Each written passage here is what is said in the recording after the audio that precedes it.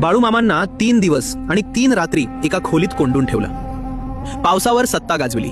सलग 2 नाही 3 वर्ष त्या भागात पावसाचा एकही थेंब नव्हता.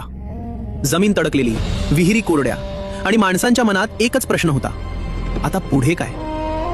बेळगाव जिल्ह्यातील रामदुर्ग तालुक्यातलं ते खेडेगाव दुष्काळानं पूर्णपणे हतबल झालं होतं. अशा वेळी मामा आपल्या बकऱ्यांचा कळप घेऊन त्या भागात आले. पण जिथे चारा नाही, पाणी नाही, तिथे थांबणं अशक्य. मामा परत जाण्याचा विचार करत होते. तेथील लोकांना मामा हे असामान्य सत्पुरुष आहेत याची जाणीव होती. मामांना पाहून पुष्कळ लोकांनी गर्दी केली. ते मामांना म्हणाले, तू साधा माणूस नाहीस, तू परमेश्वर आहेस. चारा पाणी नाही म्हणून परत जातोस हे तुला बरं दिसतंय काय? आम्ही आता काय करावं? आमची वाट कोणती ते सांग. आम्ही आता कसं जगावं? मामा एक शब्दही बोलले नाहीत. आणि तेव्हाच गावकऱ्यांनी कठोर निर्णय घेतला. पाऊस पडल्याशिवाय मामांना सोडायचं नाही.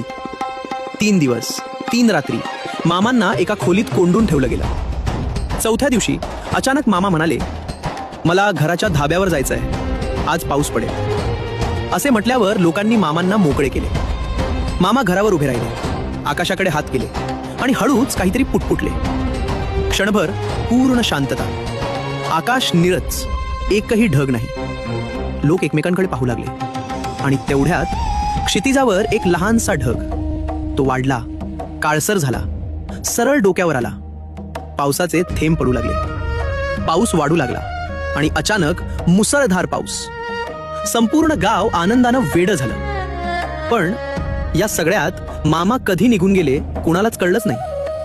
आणि एक आश्चर्यकारक सत्य, मामा आपल्या संपूर्ण हयातीत त्या गावात पुन्हा कधीच गेले नाहीत. बाळूमामांवर श्रद्धा असेल तर फॉलो करा आणि कमेंटमध्ये जय बाळूमामा लिहा.